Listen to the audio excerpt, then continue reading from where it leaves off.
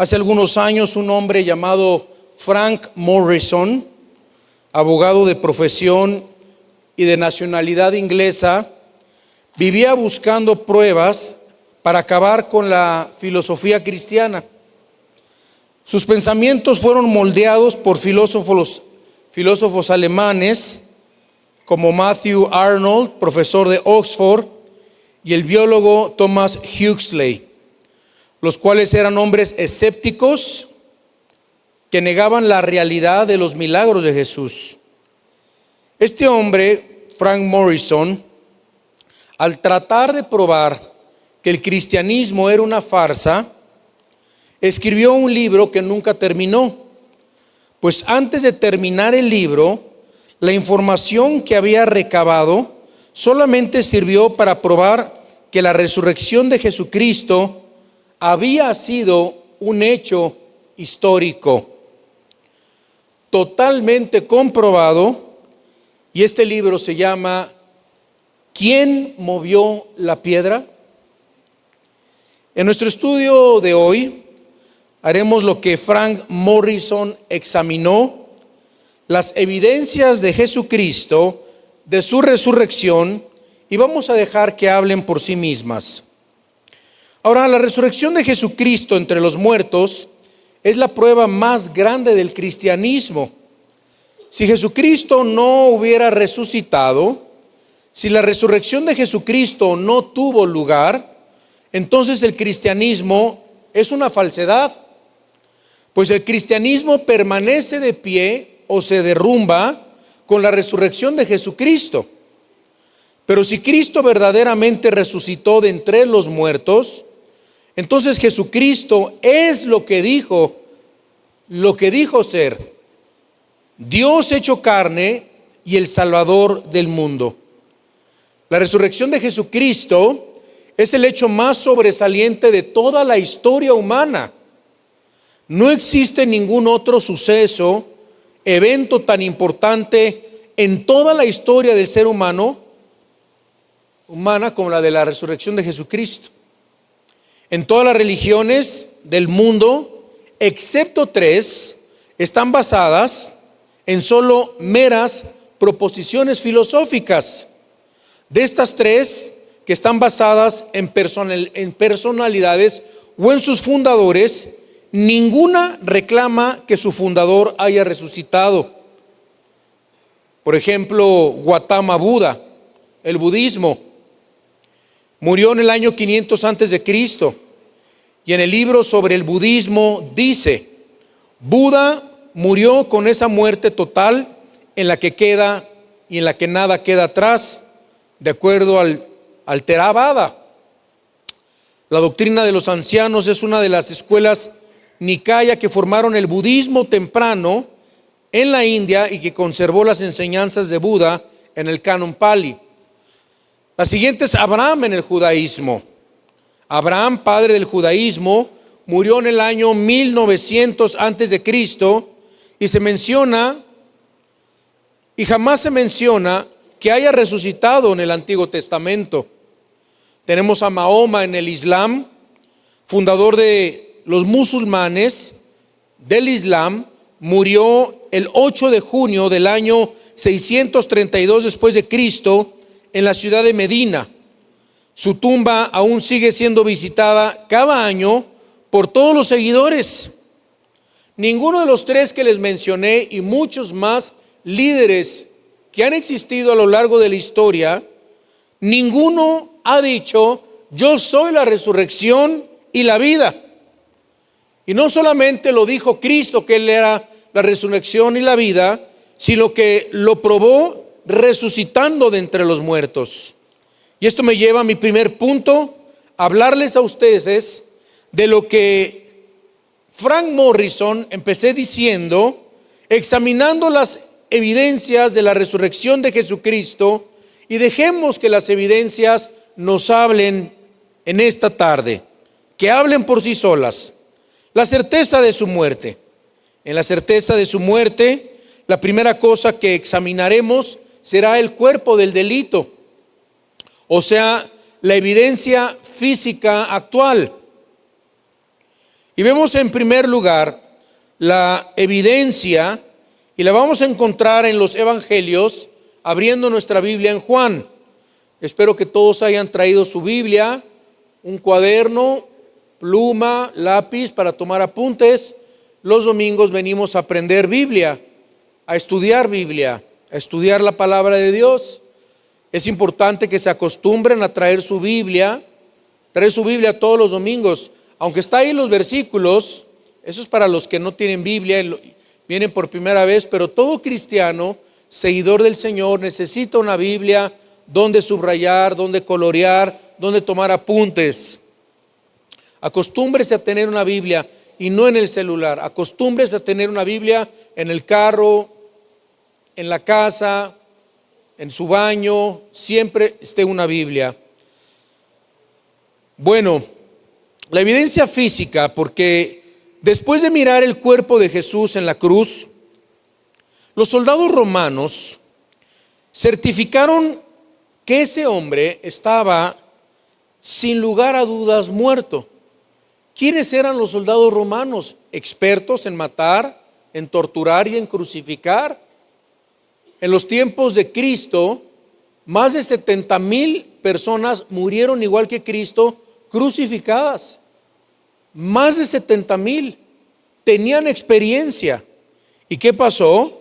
En Juan 19:32, la Biblia dice, en el versículo 33, vinieron pues los soldados y quebraron las piernas al primer ladrón, y luego asimismo al otro ladrón que había sido crucificado con él. Mas cuando llegaron a Jesús, como le vieron ya muerto, no le quebraron las piernas. Y bueno, esto es algo que cumple el Salmo capítulo 22, que dice: cientos de años de que Cristo muriera en una cruz, no se había inventado la muerte por crucifixión. Y la Biblia dice, hablando de la muerte de Cristo, contar puedo todos mis huesos. En otras palabras, la Biblia profetizó cientos de años antes que a Cristo no le iban a romper ni un hueso de su cuerpo. 70,000 crucificados, 70,000 les rompieron las piernas. ¿Por qué? Porque al estar crucificados, para asegurarse de que estaban muertos, necesitaban romperle las piernas para que el diafragma presionara los pulmones y murieran asfixiados los crucificados. Pero bueno, se cumple la escritura, contar todos mis huesos, y no le quebraron las piernas, dice la Biblia. Pero tenemos más que la simple opinión del testimonio humano, pues se nos presenta la evidencia innegable de la muerte. La Biblia nos habla y nos menciona la ciencia moderna, la separación de los corpúsculos rojos oscuros de sangre en el agua.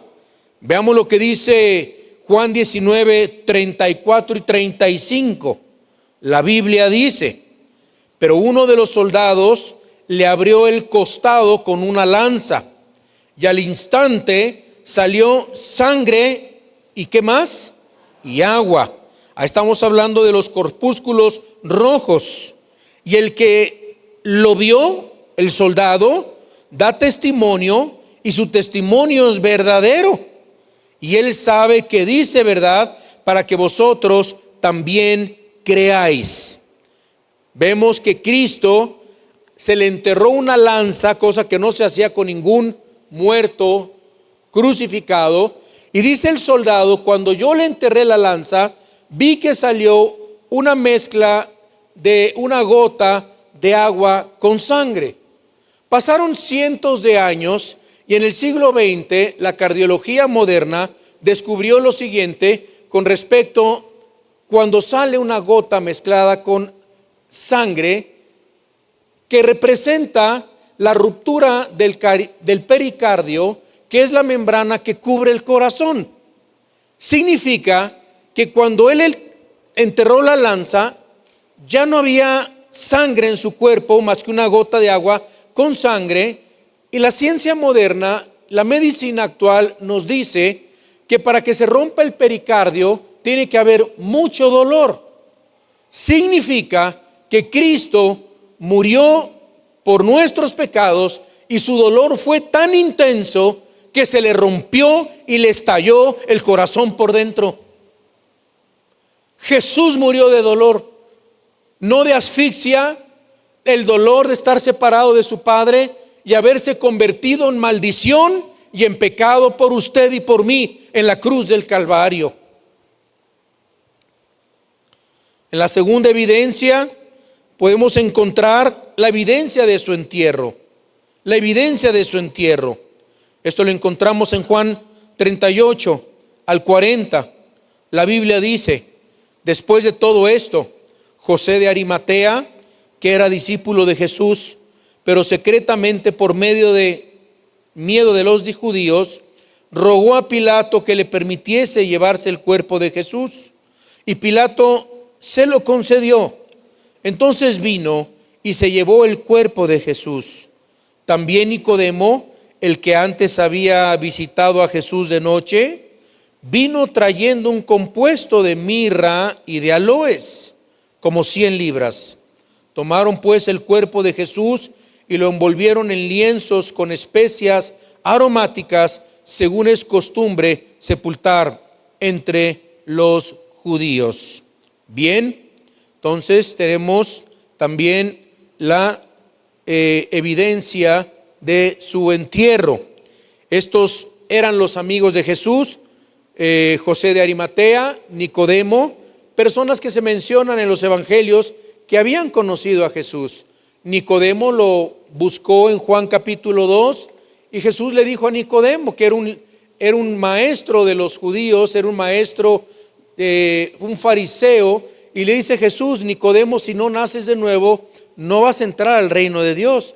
Nicodemo le dijo: ¿cómo un hombre siendo viejo va a entrar en el vientre de su madre y nacer? Jesús le dijo: el que no nace de la palabra y del Espíritu no puede entrar, no puede ver el reino de Dios.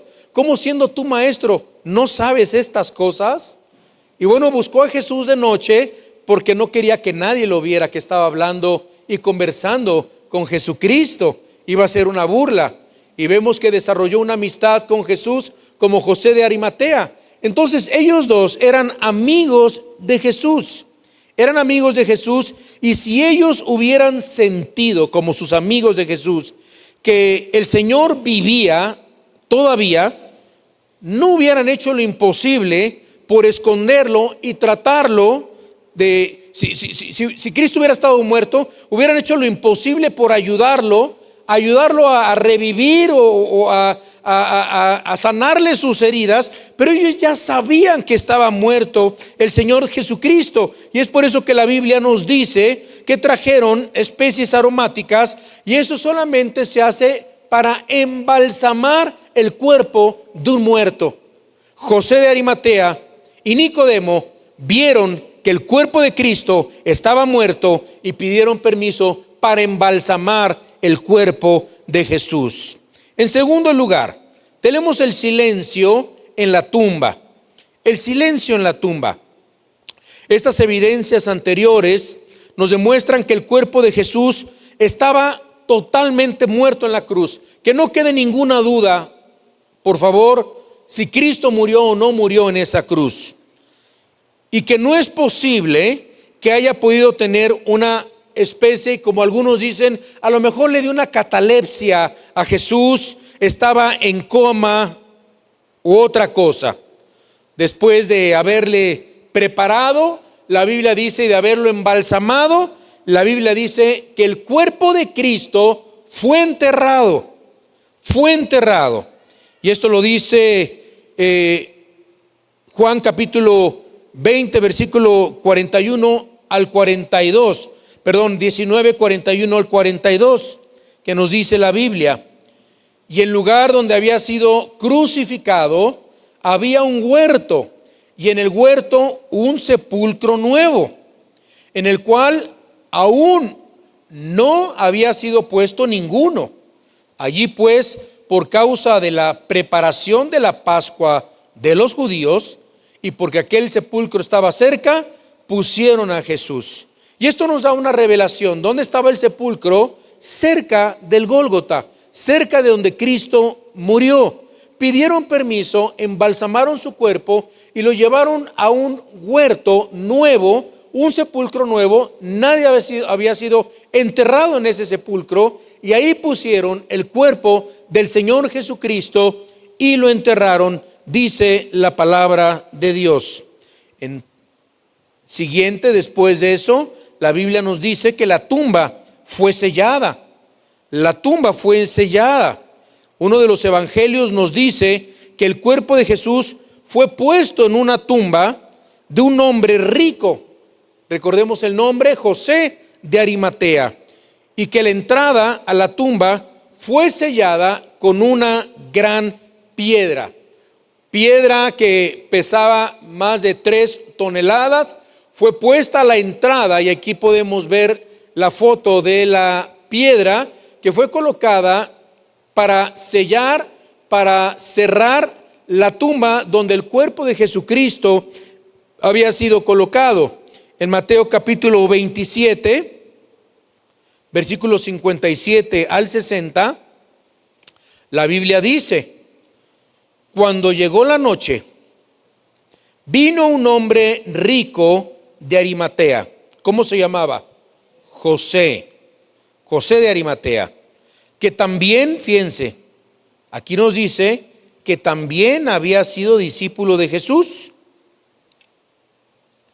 Este fue a Pilato y pidió el cuerpo de Jesús. Entonces Pilato mandó que se le diese el cuerpo, y tomando José el cuerpo, lo envolvió en una sábana limpia y lo puso en su sepulcro nuevo que había labrado en la peña, y después de hacer rodar una gran piedra a la entrada del sepulcro, se fue.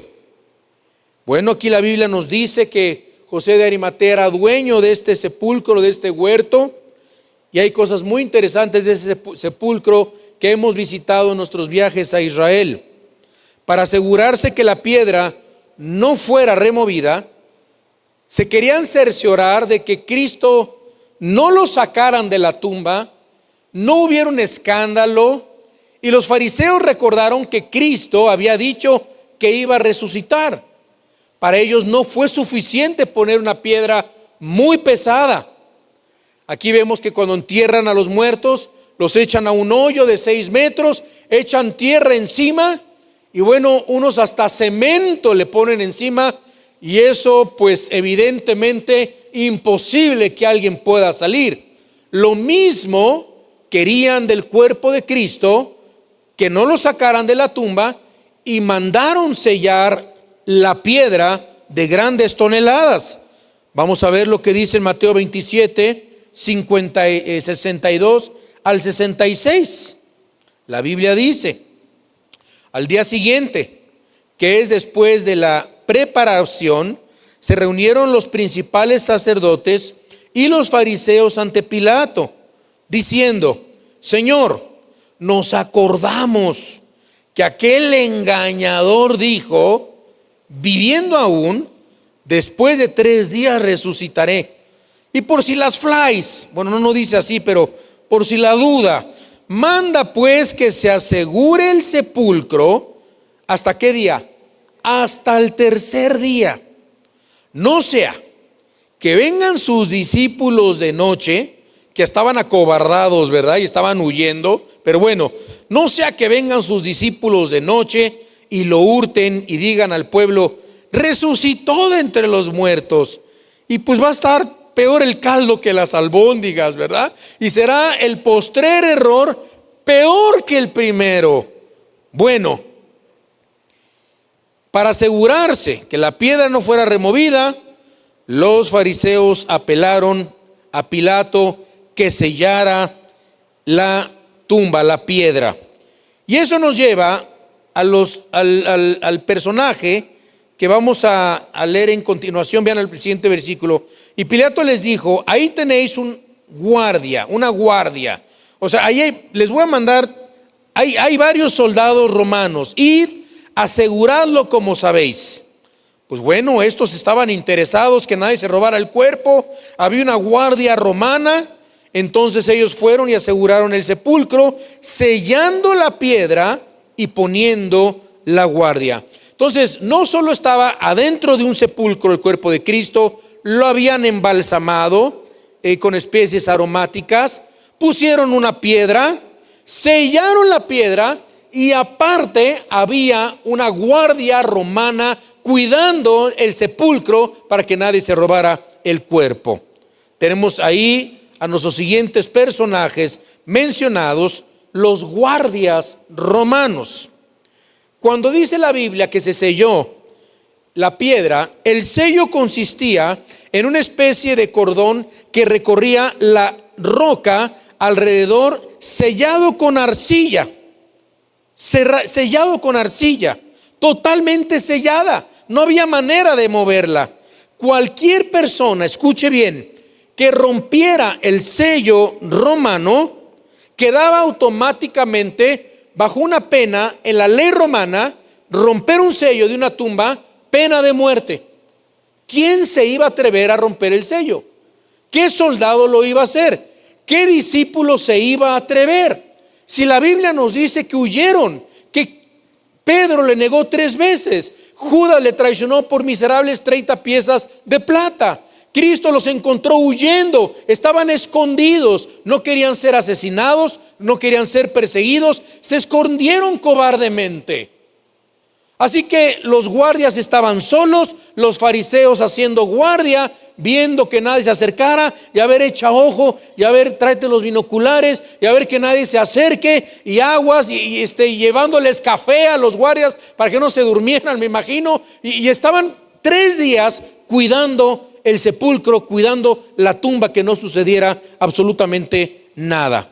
Así que los líderes religiosos ayudaron a poner este sello, asegurando la tumba enfrente de los soldados romanos. Y esto nos lleva a la separación de la tumba. El lugar. ¿Cuál es el lugar? La tumba de Jesús. La hora. ¿Cuál era la hora y cuál era el día? Diga conmigo, por favor, domingo. Estamos ya en el día domingo, en el tercer día. El tercer día, cuando Cristo dijo que iba a resucitar de entre los muertos, y la Biblia nos menciona que era muy temprano.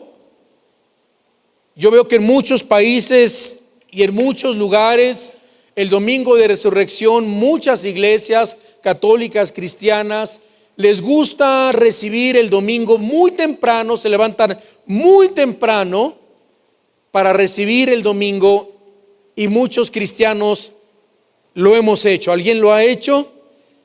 Nos hemos ido a la playa en Cabo San Lucas. Antes teníamos una iglesia, Vida Nueva para Cabo San Lucas, y salíamos temprano el domingo, muy temprano, cantábamos alabanzas, y era precioso ver el mar de Cortés, el mar Pacífico, y estar viendo el sol saliendo, cantando alabanzas al Señor. Hay gente que se levanta muy temprano el domingo y se juntan, y me gustaría mucho hacerlo, fíjese, sería muy lindo. A ver si el próximo año podemos hacer algo, no sé, irnos a algún parque, a algún lugar lindo, hermoso, porque pues aquí como que la puesta del sol no se vería muy bien. Yo creo que veríamos el basurero allá enfrente de la entrada, pero poder cantar alabanzas y poder nosotros gozarnos con el Señor. Pero esto sucedió muy temprano, el domingo por la mañana, dice la Biblia. ¿Y qué encontraron en la tumba? El sello estaba roto, la piedra movida, y el cuerpo de Jesús había desaparecido. ¿Qué pasó? La Biblia nos dice que la roca fue quitada. En el capítulo 20 de San Juan, en el versículo 1, la Biblia dice: el primer día de la semana.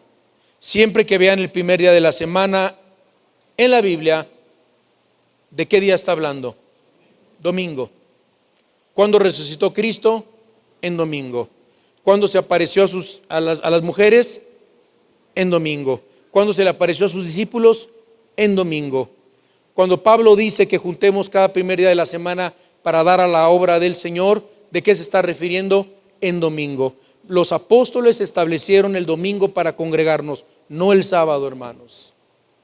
Y aquí la Biblia nos dice, porque fue el día que resucitó Jesús, el domingo, María Magdalena fue de mañana, siendo aún oscuro, al sepulcro y vio quitada la piedra del sepulcro.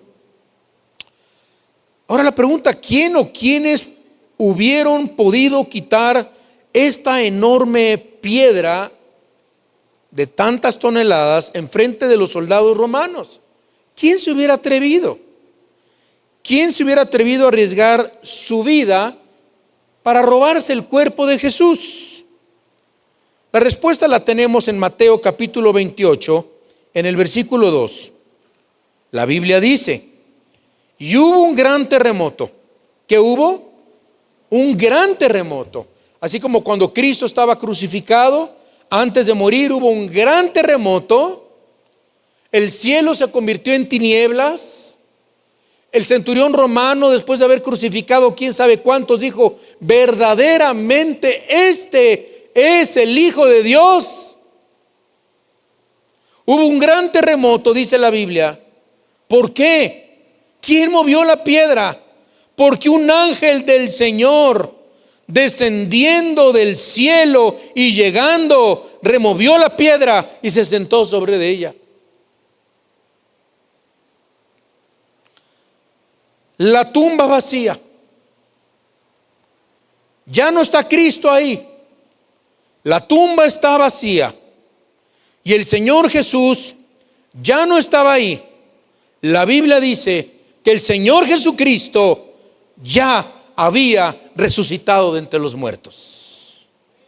En Juan 20 del 2 al 4, entonces corrió, dice la Biblia, y fue a Simón Pedro, esta mujer, y al otro discípulo, aquel al que amaba Jesús, o sea Juan, y les dijo, se han llevado del sepulcro al Señor y no sabemos dónde le han puesto.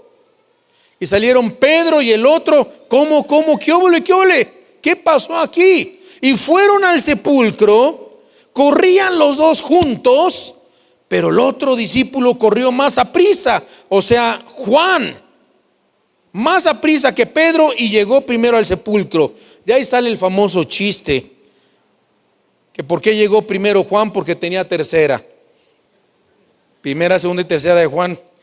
Y nada más Pedro tiene segunda, ¿verdad? Le puso tercera y llegó más rápido, pero es un chiste cristiano. Y yo no soy nada bueno contando chistes, pero bueno, usted lo contará mejor que yo. El Señor Jesús ya había resucitado entre los muertos. Y solamente existen tres posibles respuestas a la tumba vacía de Jesús. ¿Qué podríamos decir? La primera respuesta, que Jesús se salió de la tumba por sí solo. A ver, ¿cómo? Si estaba sellada la piedra, si había una guardia romana, o sabía hacer túneles como el Chapo Guzmán. Imposible en 3 días. Él estaba verdaderamente muerto. Que no quede ninguna duda, por favor. Segunda, ¿qué podríamos decir? ¿Qué pudo haber ocurrido? Bueno, que el cuerpo pudo haber sido sacado por manos humanas, quizás de amigos o de enemigos. Pero a ver, si los enemigos sacaron el cuerpo de Jesús y le dieron una lana a los soldados romanos y vamos a sacar el cuerpo, ¿qué motivos podrían tener los enemigos de Cristo sacar el cuerpo de Jesús? Y si fue así, cuando los discípulos comenzaron a decir y a predicar que Cristo había resucitado, ¿por qué no trajeron el cuerpo y dijeron, no resucitó, aquí está, nosotros lo tenemos, está muerto? Porque nunca sucedió. Si sus amigos lo sacaron de la tumba, ¿cómo pudieron haber burlado a la guardia romana? Expertos en vigilancia nocturna, pagaban con su vida si alguien profanaba el sepulcro y entraban en él. Y la tercera, el cuerpo fue sacado de ahí de una forma sobrenatural y milagrosa. Esto significa, amados, amigos, amigas, que Dios le resucitó. Podemos leer en Romanos capítulo 1, en el versículo 4, que fue declarado Hijo de Dios con poder, según el Espíritu de santidad, por la resurrección de entre los muertos. Podemos leer en Hechos 2, 22 al 24. La Biblia dice: varones israelitas, oíd estas palabras. Jesús Nazareno, varón aprobado por Dios entre vosotros con las maravillas, prodigios y señales que Dios hizo entre vosotros por medio de él, como vosotros mismos sabéis, a este entregado por el determinado consejo y anticipado conocimiento de Dios, prendisteis y matasteis por manos de inicuos, crucificándole, al cual Dios levantó, sueltos los dolores de la muerte, por cuanto era imposible que fuese retenido por ella. ¿Cómo puede la muerte retener el cuerpo de Cristo, de aquel que dijo: yo soy la resurrección y la vida? Nadie me la quita, dijo Cristo, yo de mí mismo pongo mi vida. ¿Cómo le puedes quitar la vida a la vida si Jesús es la vida, si Jesús es Dios? La resurrección de Jesucristo es el hecho más impactante, más que cualquier otra cosa que ha sucedido en la historia humana. Estos días tenemos vacaciones gracias a la Semana Santa. En todo el mundo cristiano se celebra el domingo, el Viernes Santo, el sábado de gloria, el domingo de resurrección. Todo tiene que ver con Cristo. En Navidad celebramos y nos damos regalos gracias a Cristo. Estamos en el 2026 después de Cristo. Cristo no fue solamente un gran maestro, como dicen muchos, o un gran gurú. Cristo no fue eso. Cristo fue lo que dijo ser el único camino al Padre. Si Jesucristo no fue Dios, quien dijo ser, fue el hombre más mentiroso, más psicópata que ha existido en la historia humana. Pero Jesucristo es lo que dijo ser: Dios hecho carne, el Hijo de Dios. El que me ha visto a mí, ha visto al Padre. Hace algunos, casi todos los años tenemos la preciosa oportunidad de ir a Israel. Casi 25 años yendo ya a Israel, llevando mucha gente a Israel. Este año en abril ya no podemos ir por la guerra entre Irán, Estados Unidos e Israel, y se ha pospuesto el viaje del 4 al 14 de septiembre con el doctor Armando Alducin, mi padre, su servidor. Y siempre tenemos la preciosa y bendita oportunidad de ir a la tumba, al jardín, al huerto del sepulcro donde Cristo fue sepultado y resucitó. Se llama el jardín de la tumba. Hay otro lugar que se llama el Santo Sepulcro, que es donde la mayoría de la gente va pensando que ahí Jesucristo resucitó. Es una iglesia ya religiosa, llena de incienso, y bueno, está terrible. Pero bueno, imposible. Nosotros acabamos de leer que fue llevado Jesucristo a un sepulcro nuevo, donde había un jardín, y dice la Biblia que estaba cerca de donde fue crucificado. Por eso creemos, y los arqueólogos, que este lugar, el jardín de la tumba, que está en manos de los ingleses, que compraron ese lugar, ese jardín, hace muchos años, hace muchas décadas, a la nación de Israel, ellos conservaron literalmente como está la tumba donde Cristo resucitó de entre los muertos. Y puedes ver donde hay olivos que se pueden prensar en ese huerto, tal y como se hablaba, de donde Cristo fue enterrado. Y es precioso porque vamos y celebramos la cena del Señor. La cena del Señor es uno de los mandatos que nos dejó Cristo. Todo cristiano debe participar de la cena del Señor, recordando su muerte y recordando su resurrección, recordando que su cuerpo fue molido por nuestros pecados al comer el pan. Y al tomar el vino, al tomar la copa, al tomar el jugo de uva, recordamos la sangre que Cristo derramó en la cruz del Calvario. No estamos literalmente comiéndonos el cuerpo de Cristo, estamos recordando lo que Él hizo por nosotros. Y cuando estamos nosotros ahí y celebramos la cena del Señor y cantamos alabanzas y compartimos testimonios, es una cosa hermosa. Uno por uno, entramos al sepulcro. Y antes de entrar al sepulcro puedes ver en la parte de arriba que dice: Él no está aquí, Él ha resucitado.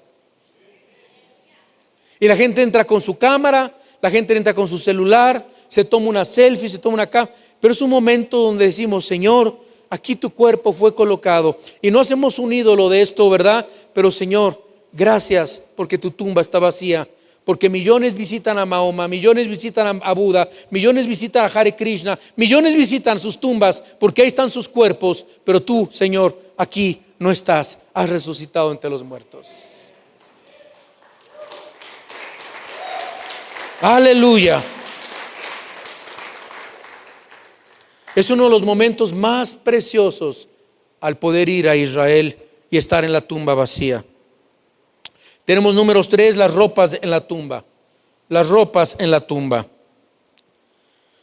Al llegar corriendo a la tumba,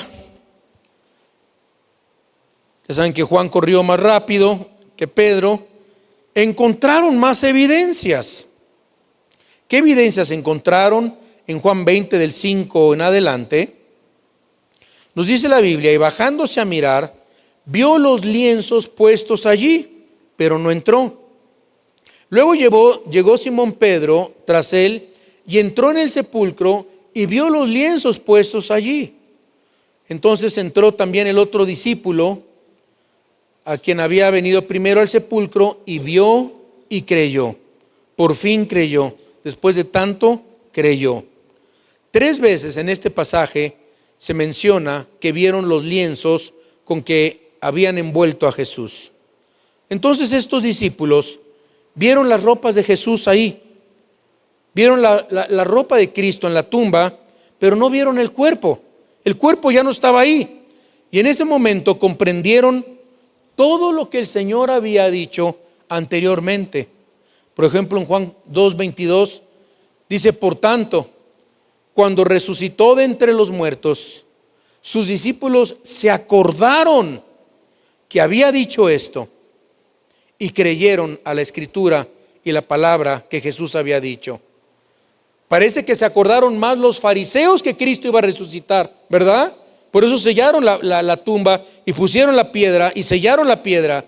Nada más que hay una cosa: creer que va a resucitar, creer que resucitó, y hay otra cosa, como es creer que Jesucristo es Dios, el único Señor y Salvador.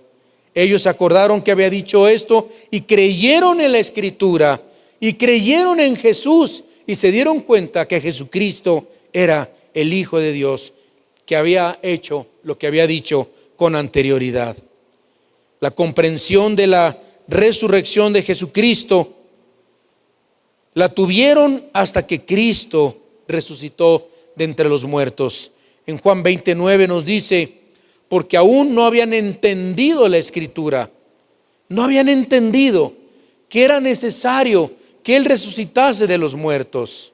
Por eso cuando Cristo iba a ir a Jerusalén, Pedro le dijo: no vayas a Jerusalén, te quieren matar, no vayas. Pero Cristo tenía un plan, el Padre tenía un plan. Cristo no vino a hacer su voluntad, sino la voluntad del Padre. Y el plan de Dios era que su Hijo muriera en la cruz del Calvario. Y cuando le reconvino Pedro, le dijo: no vayas, le dijo: apártate de mí, Satanás.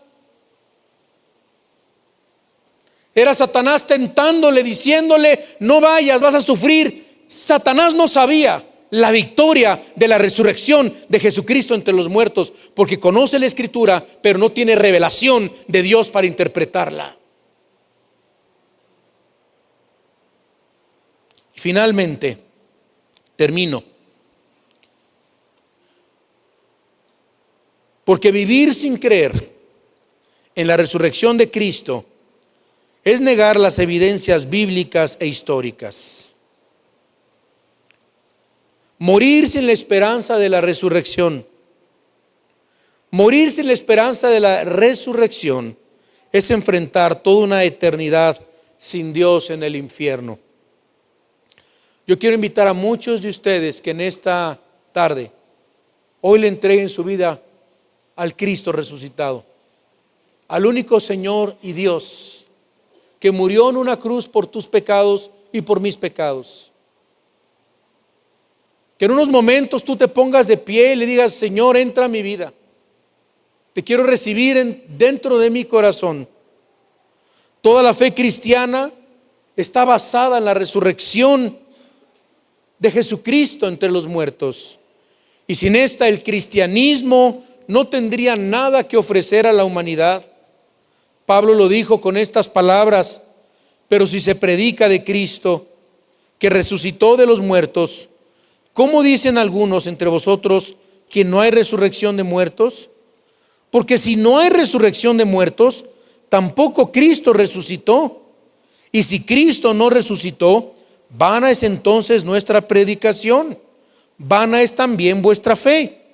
Y somos hallados falsos testigos de Dios, porque hemos testificado de Dios que Él resucitó a Cristo, al cual no resucitó, si en verdad los muertos no resucitan.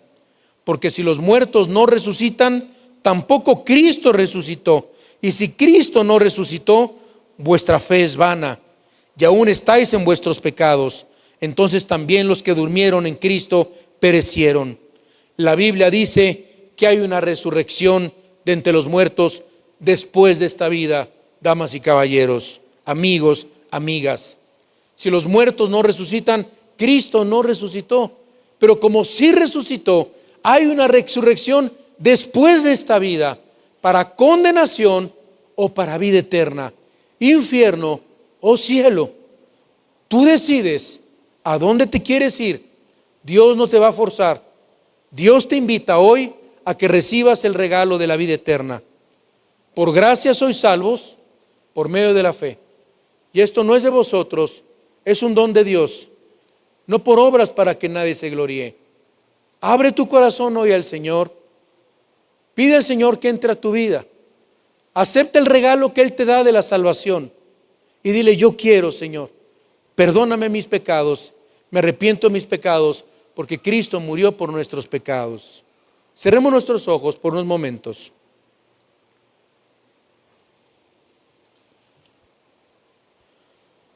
¿Cuántos de ustedes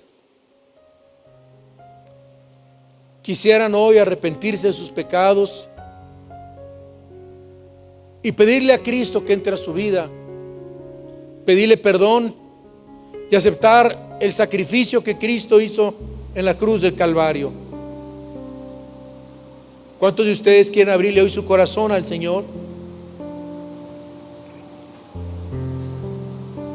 Dile: Señor, entra a mi vida, soy pecador.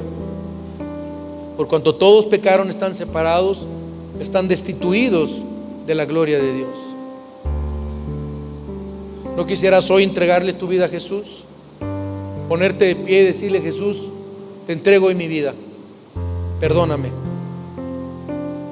Si tú quieres entregarle tu vida al Señor, ahí desde tu lugar, ponte de pie. Gracias, gracias. ¿Alguien más? Gracias. ¿Alguien más? Gracias a Dios. Gracias a Dios. Gracias a Dios. Les pido ponerse de pie, porque el Señor nos llamó a todos públicamente. Y la Biblia dice: el que me confiesa delante de los hombres, yo le confesaré delante de mi Padre que está en los cielos. Pero el que me niega delante de los hombres, yo le negaré delante de mi Padre que está en los cielos. ¿Por qué te va a dar pena ponerte de pie delante de tanta gente? El Señor te llamó públicamente y a Él no le dio pena morir desnudo por ti en la cruz y ser humillado. Sal de este lugar con Cristo en tu vida. No salgas vacío como estabas, esclavo del pecado, de los vicios, de la mentira, de la religión. Sal con una esperanza. Sal con la paz que sobrepasa todo entendimiento. Jesús dijo: mi paz os dejo, mi paz os doy.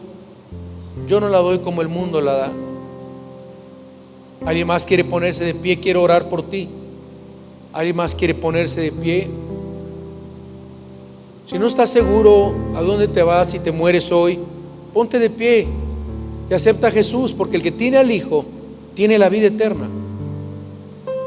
El que no tiene al Hijo de Dios no tiene la vida. Ponte de pie y dile: Señor, yo te recibo en mi corazón. ¿Alguien más? ¿Alguien más? Todos los que se pusieron de pie tan valientemente, felicidades. Quiero orar por ustedes. Quiero pedirles que desde su lugar pasen aquí al frente, viendo hacia mí, por favor, para que pueda orar por ustedes. Quiero pedir por sus vidas. Salgan de su lugar y pasen aquí adelante, por favor.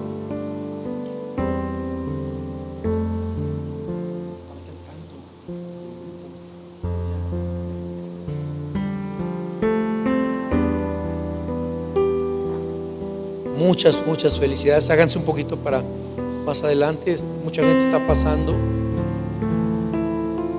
¿Alguien más quiere pasar aquí adelante antes de orar? Qué paso tan difícil hacer esto. Por eso dice la Biblia, fíjense lo que dice la Biblia, que los valientes arrebatan el reino de Dios. Nada más. Toma valentía hacer lo que están haciendo. Porque con este paso de fe están diciendo a Dios y al mundo: quiero ser hijo de Dios, quiero ser una hija de Dios, quiero a Cristo en mi vida, necesito que Él perdone mis pecados. Todos somos pecadores. Por cuanto todos pecamos, estamos destituidos de la gloria de Dios. Pero la Biblia también dice: de tal manera amó Dios al mundo que ha dado a su Hijo unigénito, para que todo aquel que en Él cree no se pierda, mas tenga vida eterna. ¿Alguien más quiere ponerse de pie y pasar aquí al frente antes de orar? Voy a dar un minuto más. ¿Alguien más? Algo te dice: párate, pero la carne te dice no.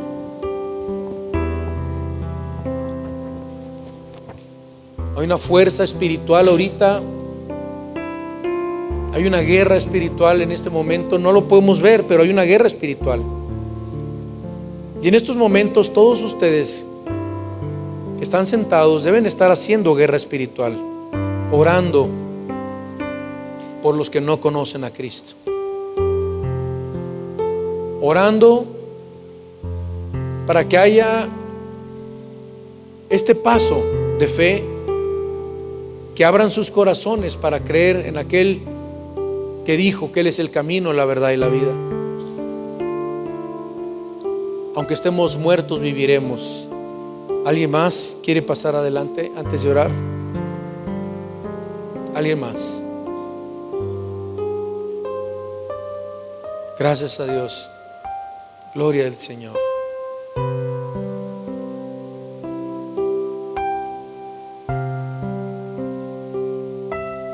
Dios los bendiga. Qué hermoso. ¿Alguien más?